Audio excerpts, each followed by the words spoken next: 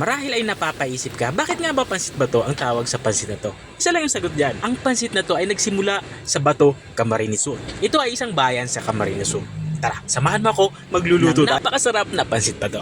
Pagsimula tayo magluto, papainit lang tayo dito ng mantika. At kapag uminit na, ilagay na natin itong ating sahog na karning baboy. Ang gagawin ko lang dito ay ipapan-fry ko to. Ang gusto natin ma-achieve dito ay lumabas yung mantika nitong ating nilagay na baboy. Kapag ganito na itsura niya, natusa na ito at lumabas na nga yung mantika nito, ay ilalagay na natin yung ating mga sangkap panggisa. Maglalagay ako dito ng sibuyas. Puting sibuyas yung ginagamit natin dito. Bali, ang ginawa ko lang dito ay hiniwa ko na ito ng maninipis saka maliliit. Maglalagay na din tayo dito ng bawang. Sa bawang naman ay dinikdik ko lang to sa kahiniwan ng maliliit. Ang gagawin natin dito ay papalabasin natin yung aroma nitong ating dalawang sangkap panggisa. Tuloy-tuloy nga tayo sa ating pagsasangkotya. Habang iginigisa nga natin to, maglalagay na din tayo dito ng mga iba pa nating pampalasa. Maglalagay na nga ako dito ng black pepper powder. Dadagdagan ko na din to ng oyster sauce. Mga 2 kutsarang oyster sauce yung aking inihahalo dito. At this point, ilalagay ko na din yung ating toyo. Tapos natin mailagay yung toyo ay haluin lang natin to para madaling kumapit yung mga pampalasa natin dito sa ating karning baboy. At kapag nahalo na natin to na maigi, ilagay na natin to ng tubig. Kaunting tubig muna yung ating ilalagay. Saka natin to tatakpan. Ang gusto natin ma-achieve dito ay mapalambot itong ating karning baboy. At makalipas ng 5 minuto ay binusa ko na nga ito.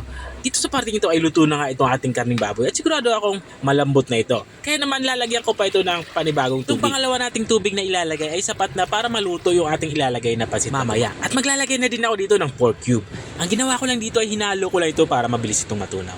At this point tatakpan na natin ito at papakuluin. At kung nanonood ka pa rin hanggang dito sa kalagitnaan ng aking video, ibig sabihin na interesado ka sa aking niluluto.